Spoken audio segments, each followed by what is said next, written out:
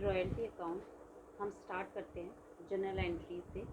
Royalty account में 3 तरीके से जनरल एंट्रीज होती हैं। द फर्स्ट पॉइंट इज़ कि हम इसे 3 पार्ट्स में डिवाइड करेंगे कि किस किस तरीके से रॉयल्टी हमारी ड्यू होती है। फर्स्ट है जब आपकी रॉयल्टी मिनिमम रेंट से कम होती है और मिनिमम रेंट ज़्यादा हो, रॉयल्टी कम हो। दूसरे केस में हमारी एंट्रीज होंगी आपकी minimum rent is equals to royalty. It means आपकी royalty is equals to minimum rent. Royalty और मिनिमम रेंट दोनों ही इक्वल हैं।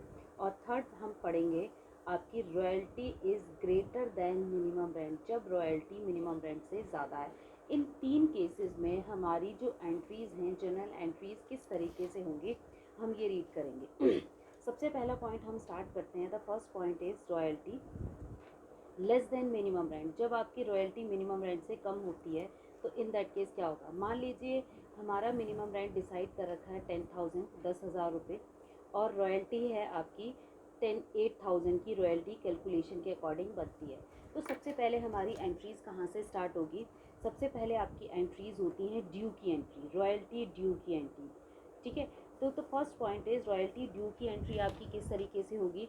हम सबसे पहले लिखेंगे रॉयल्टी अकाउंट डेबिट, देन उसके बाद हम क्या लिखेंगे, जो हमारी शॉर्टेज होती है मिनिमम रेंट और इसके रॉयल्टी के बीच में, वो हमारी शॉर्टेज होती है शॉर्ट वर्किंग। ये शॉर्ट वर्किंग अभी आपकी क्या हो जाएगी, डेबिट हो जाएगी। Short working account debit to landlord और लेजर, जिसको पेमेंट करनी होती है, that person is the landlord. तो हमारे पास लैंडलॉर्ड को टोटल कितना अमाउंट पे करना है, 10,000 रुपये, लेकिन रॉयल्टी बनती है 8,000 रुपये की और जो हमारी शॉर्ट वर्किंग बनती है 2,000 रुपये की। ये एक तरीके का लेजी के लिए लॉस होता है जिसे वो आगे आने वाले सालों में रिकूप कर सकता है। ये हो गई आपकी ड्यू की एंट्री। दूसरी एंट्री आपकी पेमेंट की, जब हम लैंडलॉर्ड को पेमेंट करेंगे रॉयल्टी की, जब आपकी पेमेंट करी जाएगी तो पेमेंट करने की एंट्री क्या होगी, लैंडलॉर्ड डेबिट हो जाएगा, लैंडलॉर्ड अकाउंट लैंडलॉर्ड डेबिट। ठीक है, तो हमारी कैश के थ्रू होगी तो कैश लिख देंगे। अगर एंट्री आपकी बैंक के थ्रू है, चेक के थ्रू है, तो हमारी क्या लिख दिया जाएगा, बैंक। और लैंडलॉर्ड को कितना अमाउंट पेबल होगा, रॉयल्टी और minimum rent which ever is high है, तो हमारे पास मिनिमम रेंट ज़्यादा है तो मिनिमम रेंट ये अमाउंट हमारा लैंडलॉर्ड को पेबल होगा। इसकी 10,000 रुपीज़ की लैंडलॉर्ड को पेमेंट करेंगे। तीसरी एंट्री है रॉयल्टी। जो रॉयल्टी है लेजी के पॉइंट ऑफ व्यू से उसका एक एक्सपेंस है, उसका एक खर्चा है। तो इस वजह से लेजी क्या करेगा, उस रॉयल्टी को निकालेगा और प्रॉफिट एंड लॉस अकाउंट में ट्रांसफ़र कर देगा। डेबिट साइड में प्रॉफिट एंड लॉस अकाउंट के डेबिट साइड में हम ट्रांसफ़र कर देंगे। एक क्वेश्चन अराइज होता है कि रॉयल्टी का कौन सा अमाउंट रहेगा। ठीक है, तो रॉयल्टी पहले हमने क्या कर रखी है, रॉयल्टी को हमने डेबिट कर रखा है, 8,000 से हमने रॉयल्टी को डेबिट किया। अब हम क्या कर देंगे, रॉयल्टी को डेबिट किया है, दूसरे पॉइंट में हमारी ये क्या हो जाएगी, क्रेडिट हो जाएगी। 8,000 से ही हम इसे क्या क्रेडिट कर देंगे, 8,000 रुपये से, और प्रॉफिट एंड लॉस अकाउंट के डेबिट साइड में आपकी एंट्री हो जाएगी profit and loss account debit 8,000 to royalty account 8,000। This is the entry number 1, topic number 1, जब आपकी रॉयल्टी मिनिमम रेंट से कम होती है। दूसरा हम स्टार्ट करते हैं कि आपके पास दे रखा है, दूसरा टॉपिक है when royalty is equals to, second B point है आपके पास, when royalty is equals to minimum rent. जब आपकी रॉयल्टी मिनिमम रेंट के इक्वल होगी तो सबसे पहली एंट्री होगी आपकी ड्यू की। रॉयल्टी ड्यू की एंट्री क्या होगी, सीधा, क्योंकि अब हमारे पास किसी तरह कभी मान लीजिए 10,000 रुपीज़ आपकी रॉयल्टी कैलकुलेट होती है और 10,000 रुपीज़ ही मिनिमम रेंट है, तो in that case there is no short working, किसी भी तरह की शॉर्ट वर्किंग नहीं है। तो हम क्या करेंगे, रॉयल्टी अकाउंट को डेबिट कर देंगे टू, किसको पेबल है, लैंडलॉर्ड को पेबल है, और लैंडलॉर्ड को क्या कर दिया जाएगा, क्रेडिट कर दिया जाएगा 10,000 के अमाउंट से, 10,000 रुपये उसके डेबिट और क्रेडिट कर देंगे।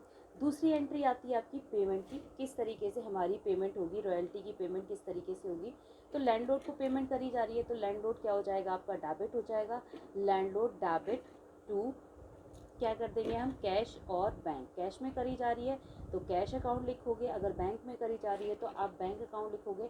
ये हो गया आपका 10,000 रुपये का अमाउंट। लास्ट स्टेप आता है आपका transfer to profit and loss account, because it's an expense को क्लोज करने के लिए रॉयल्टी अकाउंट पहले डेबिट करा है तो अब हमें इसे क्या करना पड़ेगा, क्रेडिट करना पड़ेगा।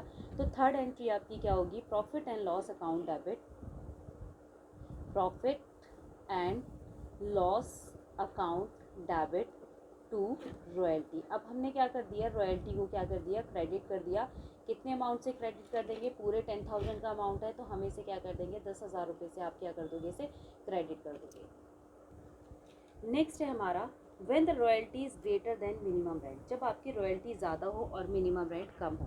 मान लेते हैं कि हमारे पास रॉयल्टी है 14,000 की और मिनिमम रेंट है हमारे पास 10,000 का। तो इन दैट केस जो एक्सेस रॉयल्टी है उसका हम क्या करेंगे, शॉर्ट वर्किंग को रिकूप करने के पर्पज़ से करेंगे।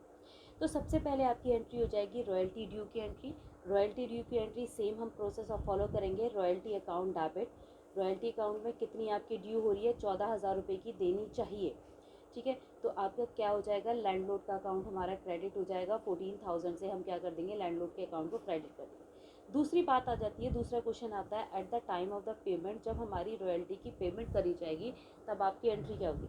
देखिए लैंडलॉर्ड को डेबिट करा जाएगा क्योंकि लैंडलॉर्ड को पेमेंट करनी है, लैंडलॉर्ड हमने डेबिट कर दिया, 14,000 उसे दे दीजिए।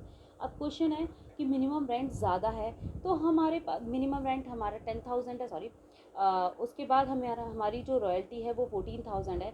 तो इस 14,000 के 4,000 एक्सेस अमाउंट का हम यूज़ करेंगे शॉर्ट वर्किंग को रिकूप करने के लिए। पहले हमने जब शॉर्ट वर्किंग हुई थी तब हमने शॉर्ट वर्किंग को डेबिट किया था, अब हमें शॉर्ट वर्किंग को क्या करना है, रिकूप करना है। तो अब हम क्या कर देंगे, शॉर्ट वर्किंग को क्रेडिट कर देंगे। तो आपकी एंट्री क्या हो जाएगी, शॉर्ट वर्किंग को हमने क्या कर दिया, शॉर्ट वर्किंग अकाउंट क्रेडिट, और यहाँ पर हम क्या कर देंगे, लैंडलॉर्ड को कैश और बैंक में क्या हो जाएगी, पेमेंट हो जाएगी।